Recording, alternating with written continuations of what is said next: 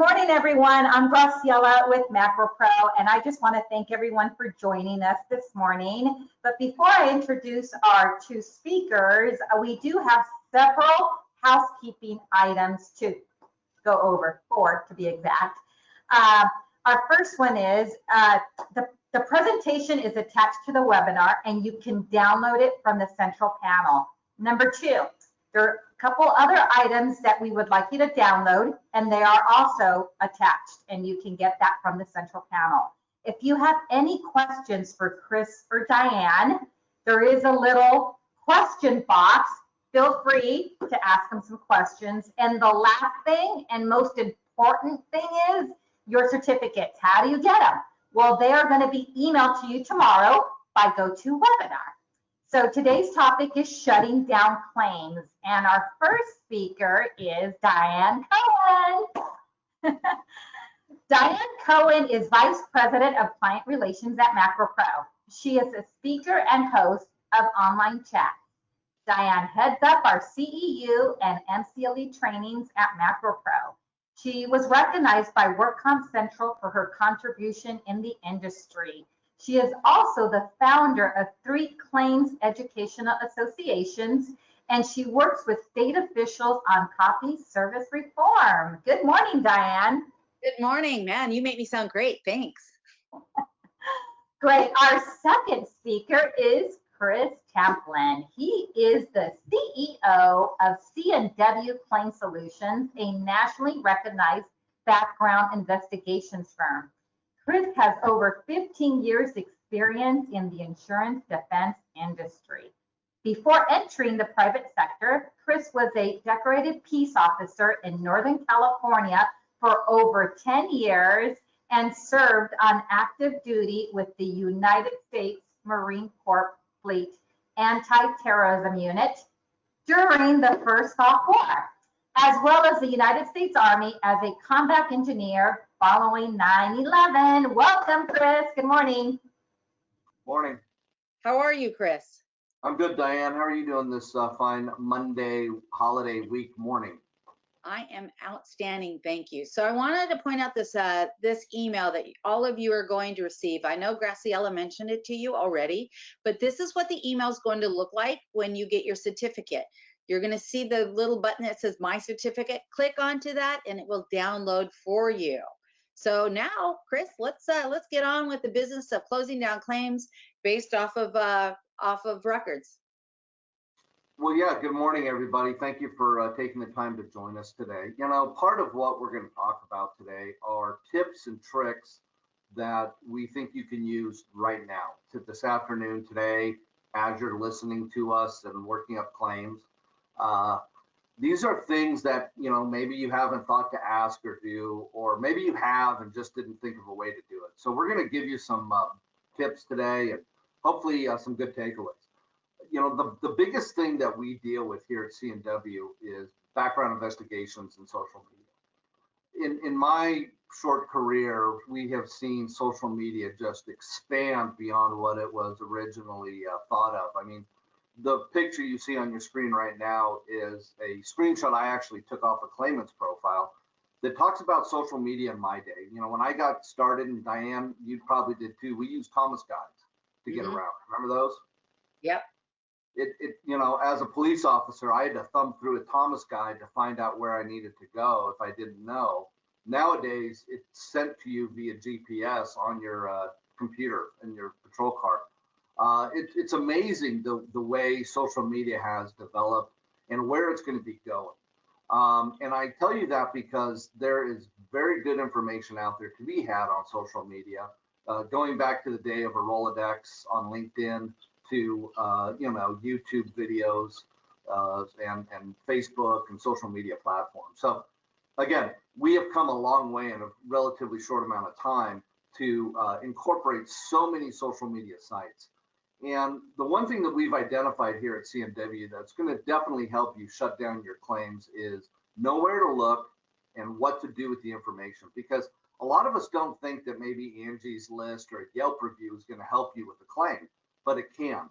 You know, we think Instagram, Facebook, MySpace is kind of out there. Snapchat is hard to get stuff off of because it turns around pretty quickly.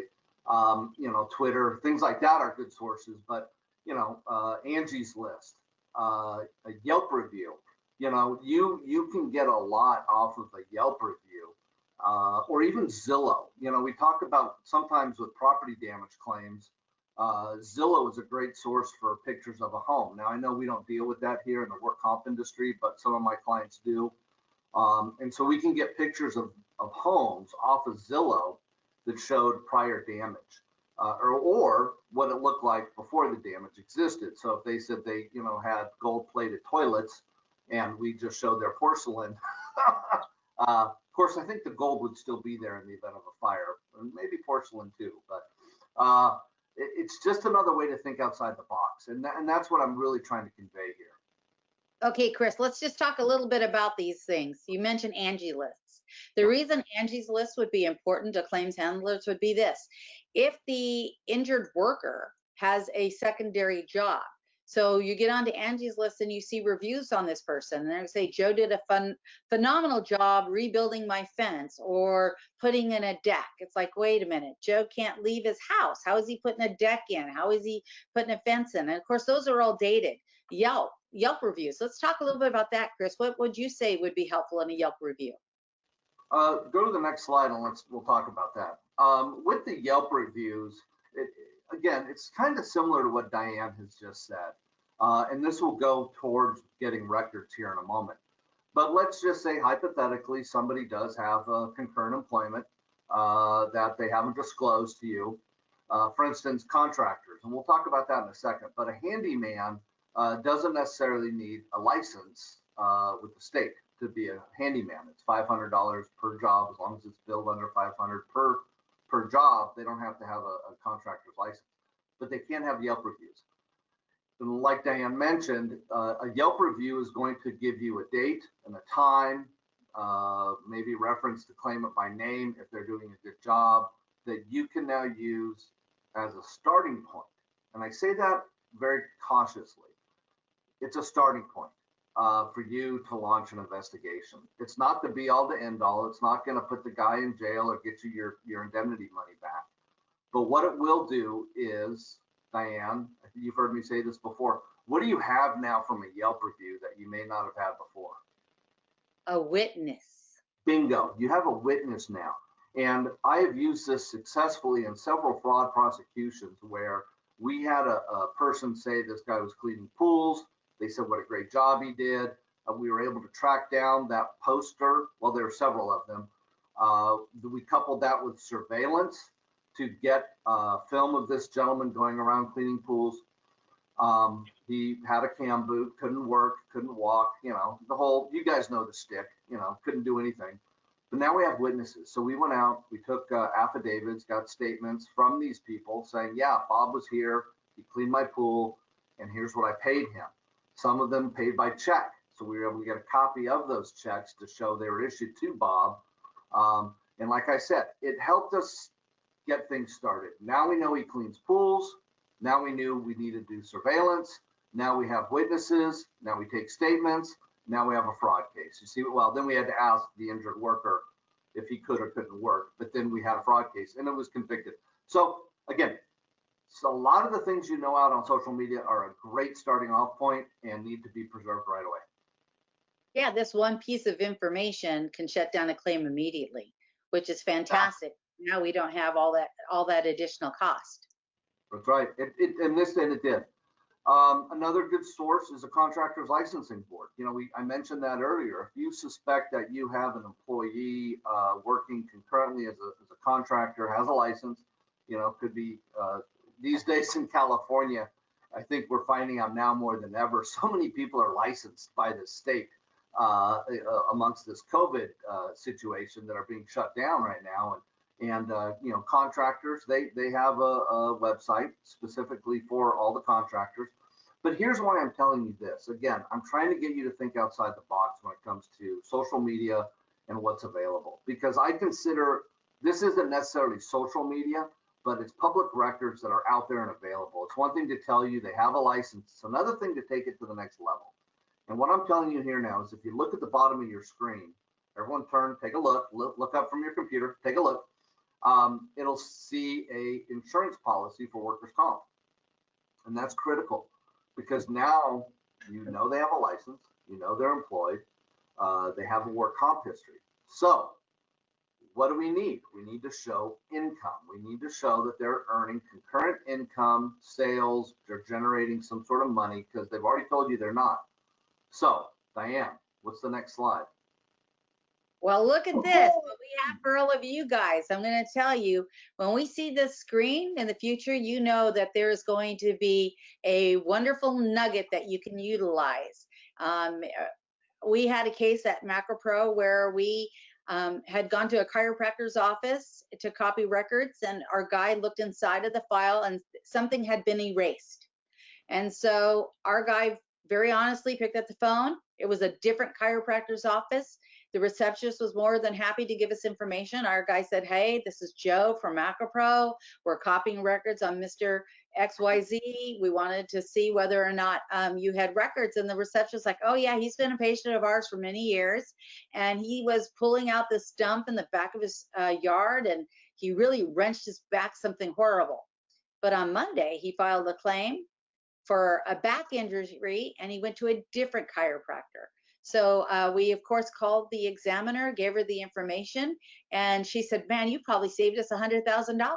So ever since then, whenever we can share information that might either in one case or cumulatively save you money, we're going to give you a nugget, a POW, so that you can do it. So let's see what this big kapow is for everybody. Chris, what do you got to share on this one?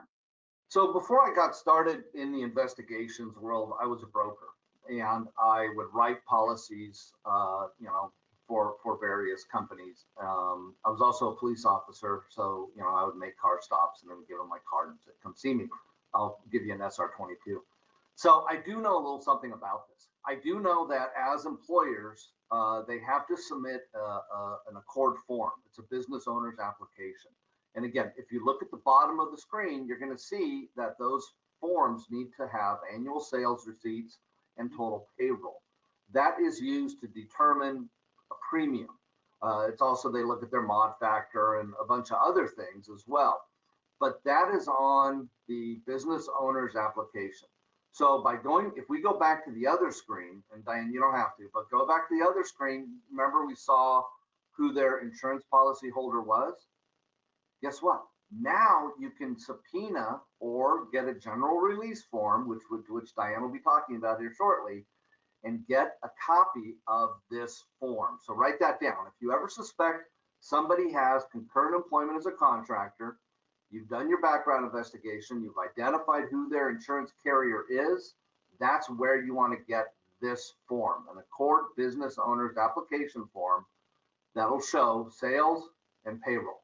Now you don't have to worry about fighting with the injured worker's attorney via subpoena. You know how the game is played. The dance, we call it, is done. Trying to get a copy of their payroll records or how much money they've made over the last year. Because folks, it's a myth. You can't get IRS records unless you have them sign the form, and then you got to go through the IRS, and it takes forever, as Diann's going to tell you, with the federal government. This is the quickest, easiest way to shut down a claim, to show that they have concurrent employment. You know, Chris, we were talking about different locations for social media. So a lot of contractors will use Pinterest, for example, to show off their work. So this particular person may have had a Pinterest account that you can go on board and look and see what that type of work that they're doing. So there's so many avenues that are considered social media that people are bragging about what they do, but not necessarily on their day job do they talk about it. So a company like yours can find that information for them. Yeah.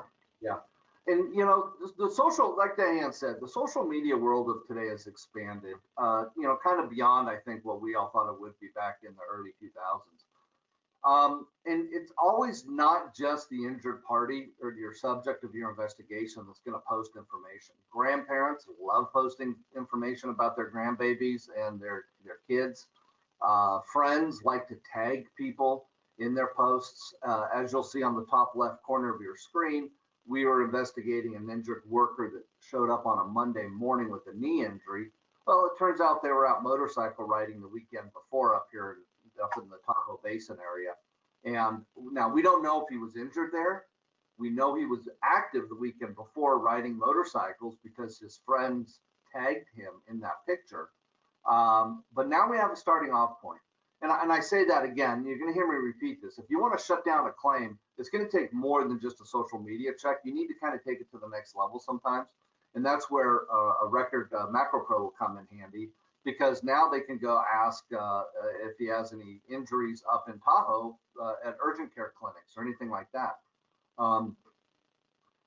There's other information. People are kind of crazy about what they're posting out there these days. I mean, the young lady here posted a concealed weapons permit. Has a great deal of personal information on there, but what else does that tell us now, Diann? Well, if you're going to send out like an investigator or somebody to serve a document, they'd want to know that she's got that concealed weapons permit because she's packing heat. I've had people pull guns on me before as I'm doing surveillance. People are getting kind of crazy out there, and now we know to maybe back off a little bit. Not, you can, you know, tell your investigative firm, your surveillance team, hey, she's got a concealed weapons permit. Be aware of that. Don't be so aggressive. You know, and she might have connections to law enforcement as well. So just things to know. Of Automotive Repair, they have a website. If you suspect somebody's working there, we have security guards. But people also like checking in. And when somebody checks into a location, that's not private, that's public, especially if it's a public place, Disneyland, you know, any great big venue, and especially medical offices. Now, Diann, why is that important that this guy Mark checked into Big Apple Physicians a few days prior to his date of injury? Because now you could actually go get those records and see what his complaint was and why he went. So had he had gone for the same injury that he's complaining about and claiming he had hurt himself at work, we could shut that claim down right away, right? Show him that information and say, hey, you know, you got the exact same injury when you checked into this Big Apple clinic. Do you want to close your claim down now? Like I said, it's a starting off place. There's additional investigations or workup that will need to be done, but if you can identify that this injured worker was at an urgent care center prior to the date of loss, you can send your document retrieval company and get the records you need. Now, Diann, we talked a lot about social media. Can you subpoena Facebook? You know what? You can. You absolutely can subpoena Facebook. But honestly, you don't want to. And the reason you don't want to is it's going to cost you money needlessly. Facebook does not own the content of the information on somebody's page. That content belongs to the person. So Facebook will take that subpoena and they will serve it and provide it to the, in this case, injured worker. And then what's going to happen? All of a sudden, everything on Facebook is going to disappear. They're going to take everything down. The other thing is you're going to get a very standard answer, and this is the answer that you're going to get. Now, on your screen, it looks better than what it really looks like in person. This is a document that's been photocopied hundreds and hundreds and probably thousands of times. It's a very standard remark that basically tells us that, you know, you're going to get very minimal information. So save yourself some money and don't try to subpoena Facebook. You're not going to get anything useful out of it. The way you're going to get useful information out of Facebook is to hire someone like Chris who specializes in social media background checks. Now, Chris, I have a question for you. Yeah. Why wouldn't an examiner want to go through and just go onto Facebook and, you know, copy information, or Angie's List, Pinterest, any of the other places? Why wouldn't they want to do it on their own as opposed to hiring someone like you? Although you're affordable, you know, it's just their time. No, that's a really good question. And, you know, when I was a surveillance supervisor, I saw this a lot on surveillance. Employers used to like going out and, you know, they would see their injured worker working out at the gym, and all of a sudden they're grabbing their phone and they're videotaping the person working. Now that person knows, you know, and it just opens up Pandora's box. It's the same reason with social media. I tell people this, you know, you can cook a really nice meal at your house, then you got to clean it up. I prefer to go out, sit down, relax, have an enjoyable meal, pay somebody to wait on me and cook it for me. It's the same thing here. You can do all this work on your own, but then you're going to have to go testify at the court. You're going to have to put a report together to send to your doctors. You're going to have to send them something that is tangible that they can use as evidence. And we do all that. We're licensed, we're bonded, we're nationwide. We do that so you don't have to do the heavy lifting.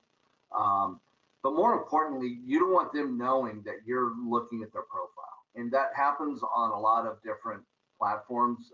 Facebook, not so much, but all of a sudden you're going to get a friend suggestion. And this has happened to a client of ours, that if you're on their profile too much, it'll say, hey, Bob's been looking at your profile. You want a friend request them.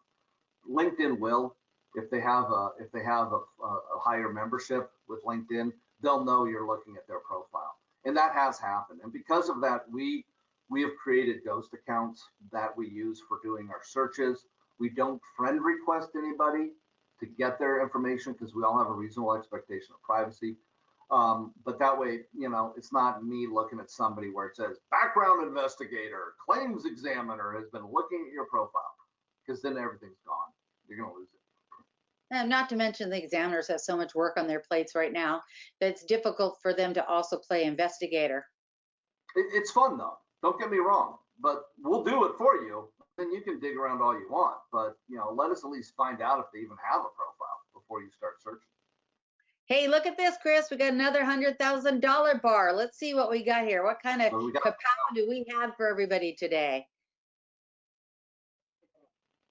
So, as I talked about, social media is a stepping off point, but don't believe everything you see out there on the internet, okay? For instance, if you see this picture here below, you think I am a very attractive, handsome person. And so is that guy standing next to me with the green shirt on. And you also think I'm a terrific father because I allowed my daughter to dress like that while we were out in public.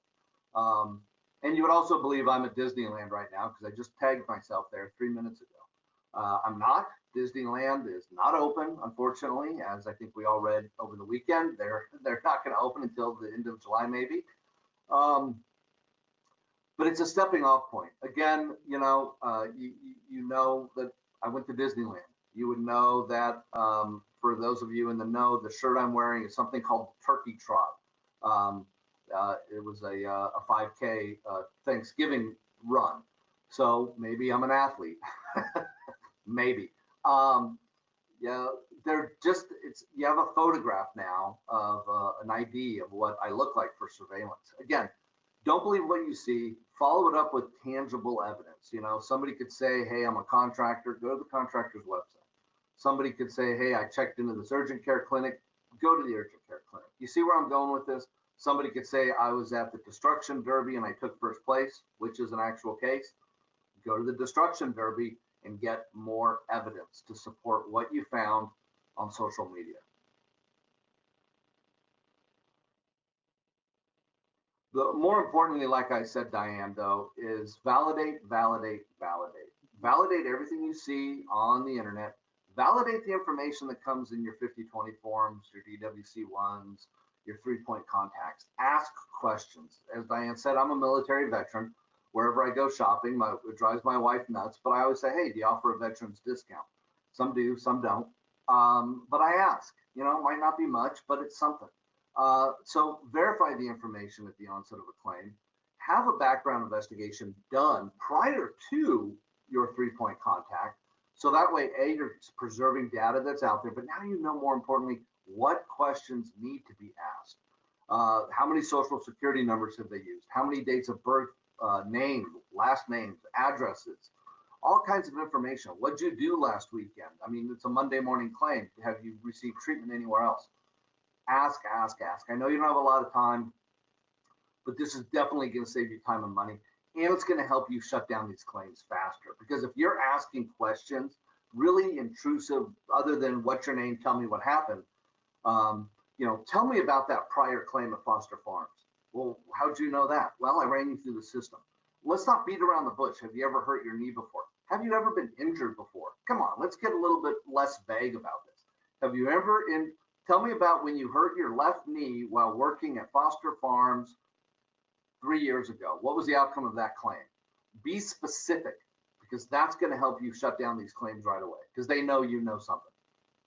That's an excellent point. I think a lot of times, like you said, people are a little vague. They want to catch people in the act, but if we confront them with what we have, the information, we're able to use that to shut down that claim. And the biggest thing is to let people know that we are on top of what we are doing. If the injured worker is entitled to something, we're going to make them whole. But if they're not, we're not going to pay it. We're not going to. We're going to shut that claim down with the investigation that we did in advance to make sure that we paid only for what we're responsible for. And, you can do it nicely. You don't have to be, Joe Friday, just the facts. And I know, I believe we have some union people on that are dealing with unions. I've dealt with unions in the past, and they don't like their employees questioned. But, there's a nice way to do it. So, anyway. Well, we got another kapow here. I'm really excited to see what nugget we could share with everybody. So it's all about information and identification. You go for it, Chris. Thank you. Yeah. So these are the things and the questions that I recommend you ask and you verify. So this is my tip of the day, my nugget, so to speak. Does the name match the form? And what I mean by that is when you get into multiple ethnicities, name variations, surnames, hyphenated names, maiden names, make sure you have the right information because that's going to screw everything else up down the road. It's going to screw up your processing. It'll look good in your case management system, but when you send it out to MacroPro for records and you got the last name and the first name reversed, it's gonna screw things up. So verify this information, verify the spelling. Ask them if they have any aliases. We all have aliases. My full name is Christopher. I go by Christ. I've been referred to as Christ sometimes. So verify that information because it's maiden names on your female. Well, actually, anybody really. I've seen men take the maiden name of the wife. I could also go by Chris Greenstreet sometimes because my wife kept her name. And so if you're looking for veterinary records on me, you got to ask for Chris Greenstreet. Make sure the SSN matches. Ask them if they've ever used a variation. Address history is critical. Verify that information because if you're going to do a medical record sweep, you want to have a history. If you're going to do surveillance, you want to verify a physical address. If you're going to send indemnity checks, I know we're already doing that, but if we have the records in front of us and know that address was incorrect, we can verify that. Again, we talked about businesses earlier. A lot of that comes back from a name, a business name. If you suspect they have a business, ask them, what's your business name? Let's not beat around the bush here, folks. Let's ask these questions. Criminal and civil history is important. We just did a case a few weeks ago where she's out on disability. She's getting full indemnity, and she's been arrested for domestic violence. And so she's out there throwing fisticuffs while she's off on a claim. That is not normal behavior for somebody that is alleging 75% PD that can barely ambulate, yet they can throw down with the best of them and fight the cops. Criminal history is critical. Also think this, if they're alleging they can't drive to and from medical appointments and you're paying for mileage or travel, you're paying somebody to come out, pick them up, yet they're out there getting speeding tickets this whole time that they've been off on disability, nothing is going to shut this thing down faster than identifying speeding tickets during the course of a claim. And civil is obviously liens. I go into bankruptcies, judgments, financials. You kind of have a picture of what's coming if there's a financial gain or motivation for them to stay off work. We talked about social media. Vehicles and assets are important. A vehicle is important, and we don't talk about this that much, but if you can identify the kind of car they're driving, not only is it going to help surveillance, but if you have an injured worker that has a left ankle injury and they're driving a manual transmission, how are they able to drive if they have to be shifting gears all the time with the left ankle or maybe a right wrist? So that's kind of helpful. Prior claims, obviously, you conduct your AIM search. I know MacroPro will do it. We do it. There's valuable information out there. And a photo ID. Photo IDs, I think, are probably one of the most critical things and underutilized things in our industry right now. I think as employers, we all have some sort of a photo identification of the injured, of our employees. We have pictures, maybe a copy of a driver's license or something. Get that from your employers. Next time you're doing a site visit, next time you're on a claim file review, next time you talk to your contact at your insureds, ask them, do you happen to have a picture of that injured worker that you can send over with the paperwork for an initial claim? Let me tell you why. It's going to be faster to identify them on social media if we have to go that route. It's going to be faster to identify them during a med legal surveillance pickup. And when you're on the phone with them, you can print out a glossy 8x10, put it up there on your monitor, and now it's like you're actually talking to them. Yeah. So ask your employers if you can get a photo ID. You know, Chris, also another thing that happens with this information is when we go get records from a facility, they will often need a couple pieces of information that identifies this person. So they're going to make sure that the social security number that you got here matches the name of the person. And if it doesn't, maybe it matches the alias of the person that's also in the file. So this information will help you gather the information as well as being able to confirm that you have the right person. You're going to be able to get all the documents that you need to determine the claim of true value of the claim. And to that point, Diane, and you can just leave it there, but to that point, a photo says 1,000 words. And, you know, back in the day when I was doing the fraud stuff, we would submit a photo ID with our report to the doctors so they can actually say, yeah, that's the person I've been treating. It really speeds things up a little bit. You know, my dentist office, I just went to a new dental office and they took a picture. They took my driver's license, took a picture because they wanted to have my picture in the file so that they can verify it when I come for insurance purposes. It's So mainly because of those pearly whites you got. It's because of the white teeth right there, Diane. You can see your beautiful smile. So this is another case study I want to touch on, and then Diane's going to take the floor here in a second. But we're talking about social media and different ways to utilize this. Now, this was a liability claim that we did for a trucking company up in the Northwest. We actually did a conference call or a training with them last week, and the actual adjuster was on the phone with us. So it was really helpful and got a lot of great insight. But what it was a tractor trailer driving down I-5 up north along the Vancouver, Washington, Oregon border, and a pedestrian stepped out in front of the truck and she was struck and killed. Very tragic, sad incident. The driver was devastated. You know, he just ran over somebody in a semi truck. So as you can imagine, you've got a few things going on. You've got the liability side, and now you also have the comp psychiatric side. All the adjuster had at the time was the name of the decedent and the date that it occurred. So from that, we were able to do our background investigation, and we were able to get a little bit more information. Diane, if you could switch to the next slide. We were able to develop not only a name, date of birth, and a social, but a social media presence, photo IDs, address histories, you know, all the things you can imagine. So now the examiner has a little bit more to go off of. They have a little bit more intel before the police report comes in and before attorneys get involved. And we were able to preserve as much information as we could right away. I mean, days after the injury or the death. But one of the things when we talk about social media was the next page. And I've seen this quite a bit on claimants' profiles, was a GoFundMe page. A GoFundMe page was put together by the decedent's friend, who actually pointed out that the accident was in fact a suicide. The injured party had become despondent and committed suicide on her birthday. Well, if I'm not mistaken, Chris, this is information that you guys found, provided to your client, and with this bit of information you guys were able to shut down that claim. So kudos for you guys for finding something very different. I mean, the fact that it was a GoFundMe page, who would have thought to look for that? Only you know, someone who specializes in what you guys do. Thank you. Yeah, and it did. It helped shut down the claim.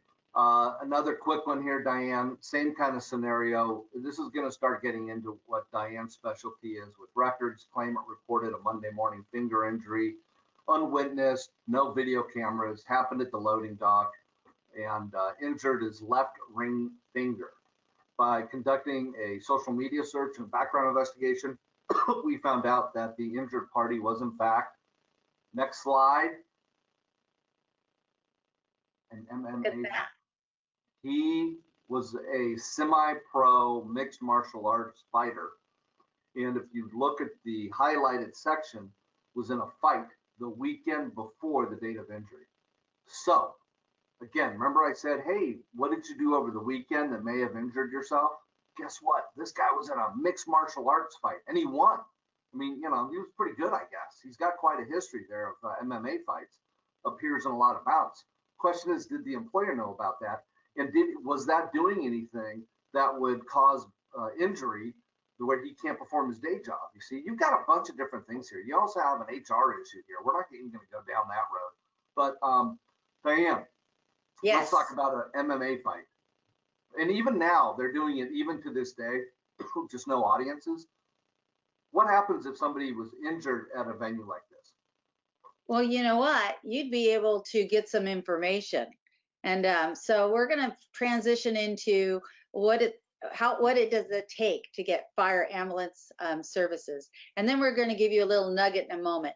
So EMT, ambulance records, fires, and police is not filed the same way that we file other records. A lot of times we're asked to get records on Joe Smith, and here's the date of the injury, and here's the social security number. Now go get the police report, go get the ambulance report. Well, we can't get it that way. The only way that you're going to be able to get that is to provide the date, time, and the location of which these services rolled up on. It makes sense, obviously, that they don't do it by name, but by location. And so make sure that you provide that to your document retrieval company. Now, here we go. We got a kapow, and I'm sure it has something to do with that MMA fight, right, Chris? So here it is. This is how we're going to save you guys some money.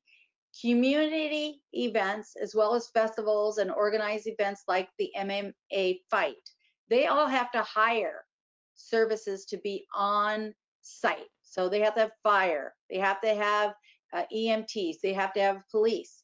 So if you know this person has been somewhere over the weekend or had a match like the MMA, find out from the organizer who they hired. Because if they had police there and that person was involved in a brawl, there'd be a report on that, okay? If they had injured their ring finger and they saw EMS and the EMS had to splint it, there would be documentation.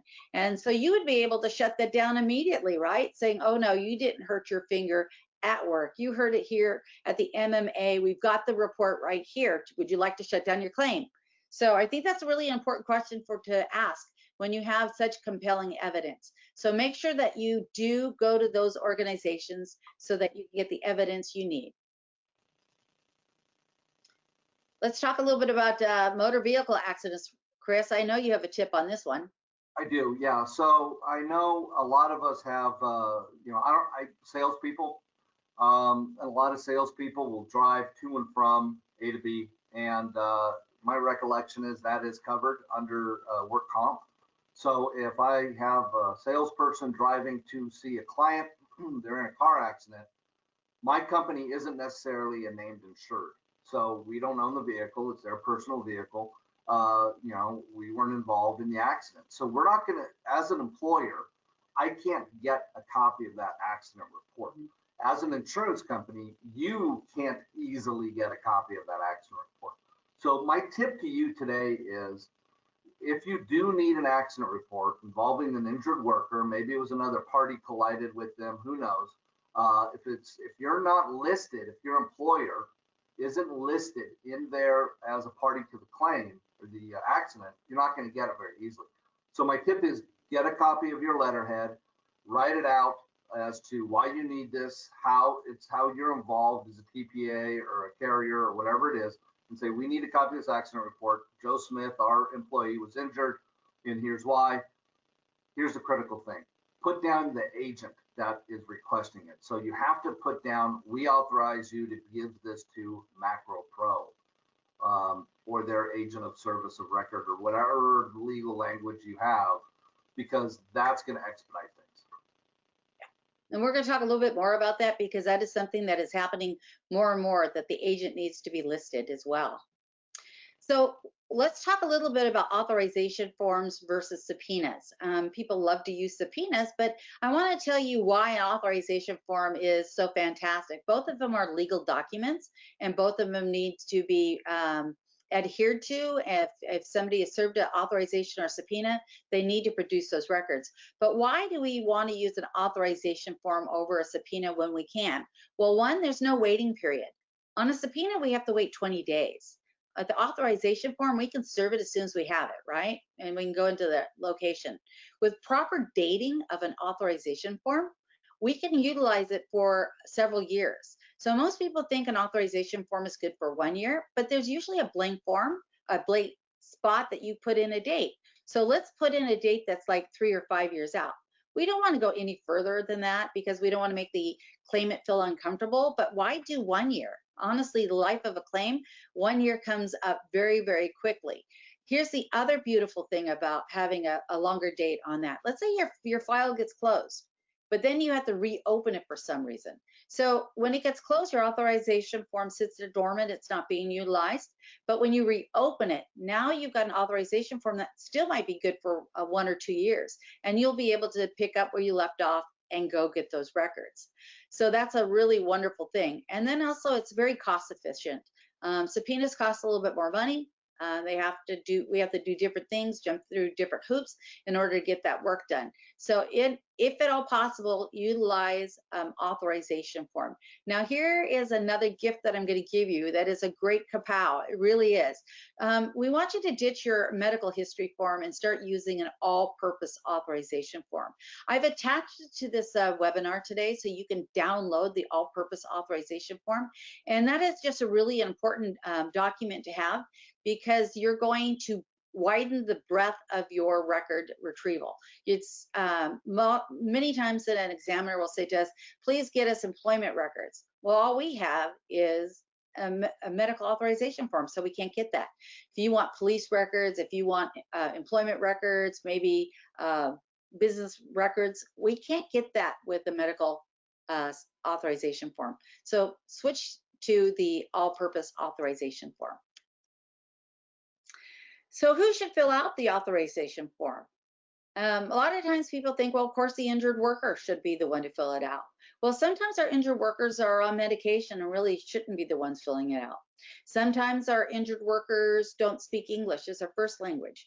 Do we really want to have their 8-year-old child trying to translate what these words are? I don't think so. Sometimes we think maybe a family member should do it, but family members don't always know all the information.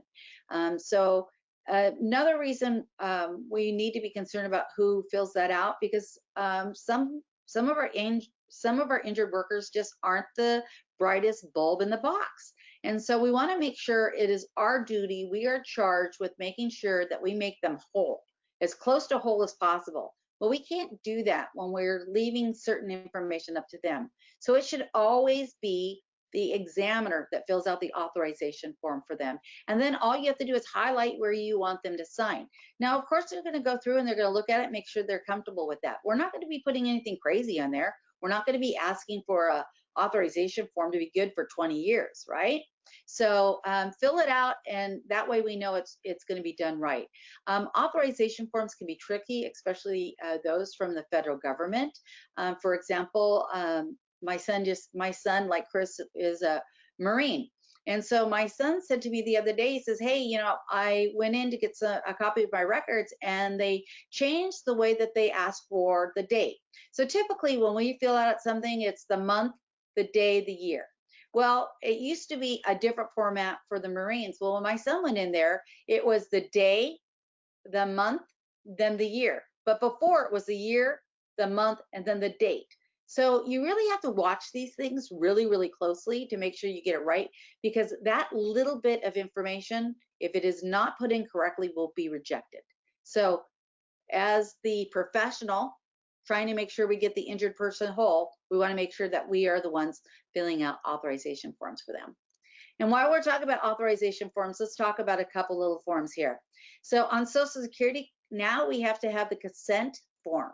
So you need to have 2 documents for workers' compensation. You have to have the consent form as well as the release of information so you can get their earnings and benefits. You have to make sure you send both of them at the same time, because they will not be paired in the future together. They must be sent together at the same time. Veterans Administration. So this is something that is, there used to be 2 forms and now there is only 1. So if you were told in the past, send both forms, well, you don't have to do that anymore. It's just one authorization that is 2 pages. And of course, you want to make sure that the injured worker signs that when you send it out. Military records. So I'd like you to look up at the screen real quick and look at the second line. It says military records, request for information needed to locate medical records. You must have that form signed, plus one of the others of the 3 that are up here. Now, Chris and I both live in the greater Sacramento area. Where we live, this was a very big military town. We had 2 different Air Force bases, a Marine detachment, Army, Coast Guard. We had 2 big hospitals here. Where did the records go for that? Nobody knows. The federal government does not have one place that they put everything. It is all over the place. So you must have first the right to look for the location and those records, and then second to copy it. So make sure you always have 2. And again, military records, any federal government records can take up to a year to get. So we want to make sure we fill it out correctly. So pow, pow, pow, kapow, we got something here good for you. Let's see what nugget we have for you. So veterans that have been discharged, they're no longer in military service. When they get out, they get something called their DD-214. Chris, do you know where your DD-214s are? Because you should have 2 sets. I got 2 of them, one from the Marines, one from the Army. One's filed with the county of Napa. And then the other copies are here in my office safe. Okay, so the reason we're sharing this information for you is when they become detached from their branch, what happens is they get all of their records, their military records, as well as their health records. You can now save yourself up to a year's worth of time and ask your claimant, say, do you know where your DD-214s are? And they're going to know where they're at, like Chris knows where his is at. They've been trained to know where these documents are. And so you could say, great, we would like to have our copy service come and copy them for you and from you. And the copy service will go wherever you want, whether it's their home, a Starbucks, their office, it doesn't matter. They'll make the appointment and they'll get those records, and you've just saved yourself a year's worth of time. It's really great. The DD-214 is going to have more information on there than you can imagine. If they're the type of discharge, if it was a medical discharge, it'll list that. It'll also talk about where they served. And as we have found out with PTSD, if you have somebody claiming PTSD and they say, well, I was in combat and this has re-triggered my PTSD, it'll say if they served in a war zone on their DD-214. So there's a lot of information to be garnered there. It'll say where their home of records are, all kinds of good stuff. Excellent. Thank you for that tip. So tell us, Chris, about what's in a name. What is in a name that's going to be beneficial to our claimants to be able to shut down a claim? So thank you, Diane. So, you know, the whole purpose of this today is to give you information so you can shut down these claims. The screen that you're looking at right now was one person. We received a name and a social security number. From that, we were able to garner multiple aliases, as you'll see, or as I call them, name variations. Same name, different spelling, maybe a surname reversed or flipped, and a second social security number that's been actively used by multiple people. Again, this is a real claimant. This really happened. But now you can get more records by knowing other names, dates of birth, and social security numbers by verifying a name at the onset of the new loss. Because when you fill out these general release forms that Diane was just talking about, and you want to get the best, most possible records you can, and Diane mentioned this, you need to list a lot of this information, or at least provide this information to your MacroPro copy service. So when they're standing there with the records folks, what happens, Diane, if you have this information in front of you? Yeah. From this information, they're able to match some identifiable points so that they can release the records. And sometimes what will happen is, you know, a lot of times somebody might use one name for one facility and use a different for another facility. That way, when you go get the record, you can only see what's based on their one claim, right? They're probably on the claim, they're using this name, this social security number. So if you have more information, we can share that with the custodian to see if there's more evidence out there for you. and that's going to shut it down. You can get those records. So let's talk a little bit about overcoming some objections.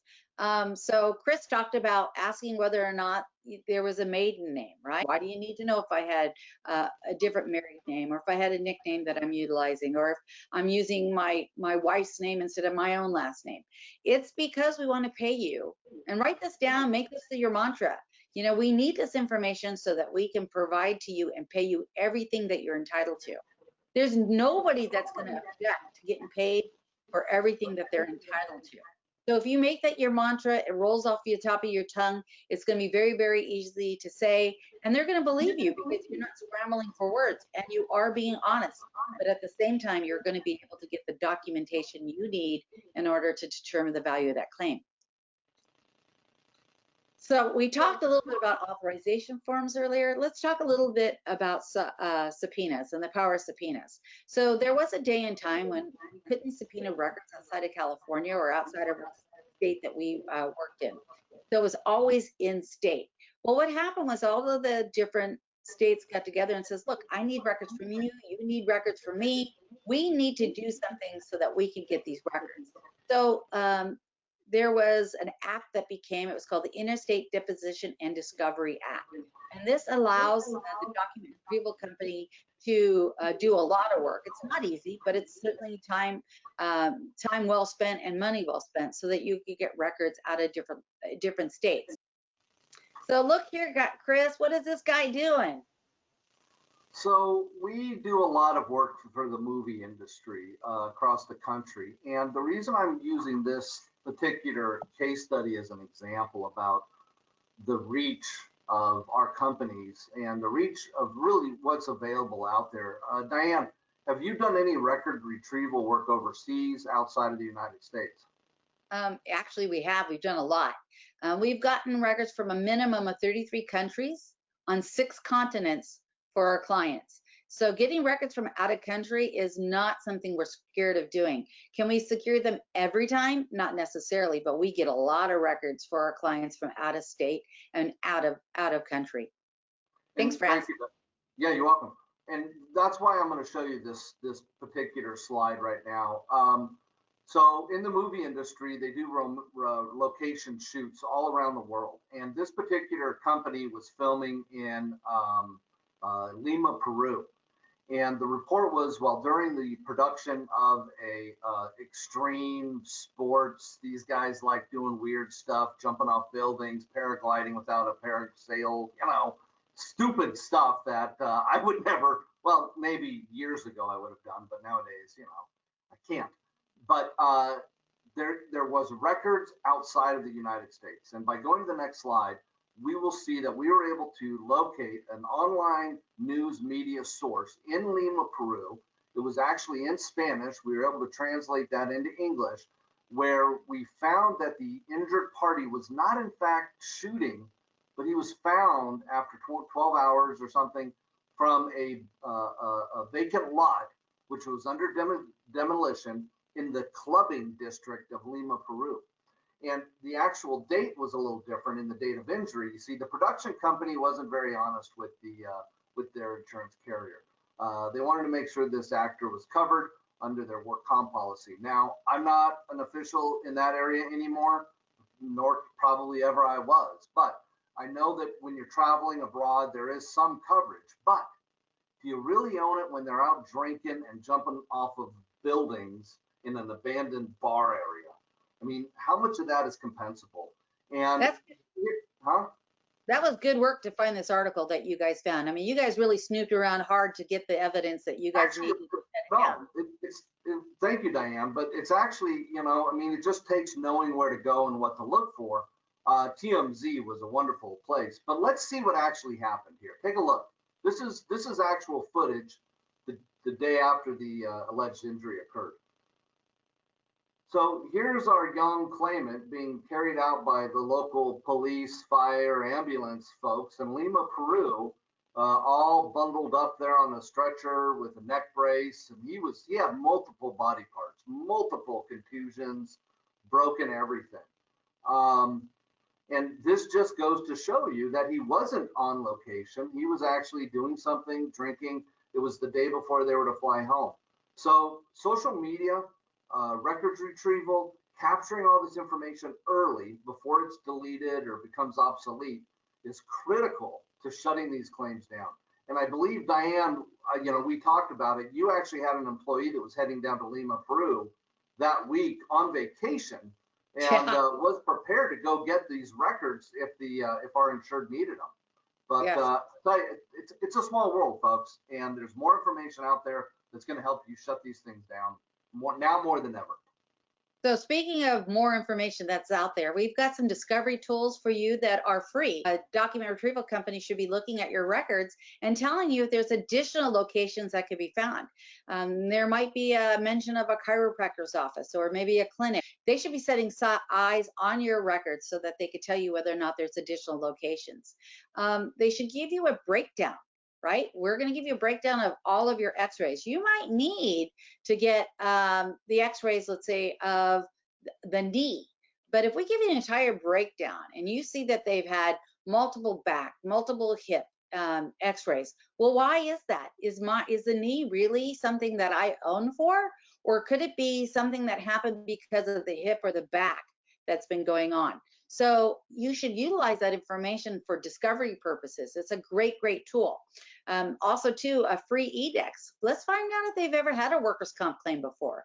If they have, is it the same information as what you've had? Also, your document retrieval company should be able to go and help you out to tell you whether or not they've ever copied on them before. Now, we've been around for almost 33 years. So we're able to look into a file based off the person's name and social security number and tell you if we've ever copied on them and how many pages we copied at what locations. Now, we can't give you those records, but now you know where to go, how many pages, and when we went and we copied those records. So if these are locations that your injured worker didn't tell you about, you may want to go and use that authorization form and or subpoena to go get those records. So there is a lot of discovery out there for you that you can utilize that is free, but will help you shut down a claim. So again, as we wrap this up, I want to remind you of what your email is going to look like to get your 1 hour certificate. It'll look like this. So be sure that you click onto the blue My Certificate to download that. If you get an error, it may be your browser, so make sure you change browsers. So outside of that, Chris Champlin, I want to say thank you very much. Graciella, are there any questions for us? There's a couple questions. I know it's 11:01. Thank you, Diann. Thank you, Chris. Couple questions really quick. One of them is, how do you find information on social media if the claimant's profile is restricted? So like I said earlier, you don't necessarily go to the claimant's profile. You go to either friends or family members. When we run our initial background reports, we can identify any possible relatives, children, wives, uncles, brothers, sisters, whatever. And sometimes there's information about the injured worker on those profiles. We have had it where it's completely blocked out, but you kind of have to think outside the box and look at other avenues of data. And have you ever had that information disappear while you were working on it? We have. We were fortunate enough to find a injured worker who had a ton of information on their social media platform. As we were looking at it, we went ahead and we captured as much of it as we can. We have kind of a two-tiered system where we first identify if they have a social media profile, ask you if you need it or want it, and then go ahead and do the work, because not everybody's active on social media. So why pay for an investigation that you don't need? Right. So we do it that way. But fortunately, when we went back to reopen it to capture everything, she had blocked it. Over the weekend, she changed all of her privacy settings. Fortunately, we saved everything before we, for that very reason. Usually when we find something, we save it all first and then reopen another investigation and put a report together. Now, I want to share some information. Now, I have no financial interest in your company, but your reports are only $150, right? And you have what, a 24-hour turnaround time? Yeah, you know, I learned a long time ago in SIU that by having this information at the beginning, it's kind of like running, you know, doing your recon, military type stuff, law enforcement training before you get there, know what you're dealing with. I found in SIU, if you're not asking these right questions and you're not getting this information, it could kill you down the road. And this is what's going to help save you, especially with the way things are going today and more people on the internet. So it's only 150 bucks. We don't want to gouge you. And again, if we find an active social media profile and it's contemporaneous to claim or you want it, it's only another $100 because we already saved it. We have it. All I need to bill you for my employees' time to really just to put the report together. And then obviously a supplemental is only 75 bucks. I think it's the best deal in town. And this is all we do. I'm not going to upsell anybody on anything. This is it, 150 bucks, you know? Well, thank you. I think it's important information, and your contact information as well as MacroPro's information is in the handouts that you can download here on this webinar.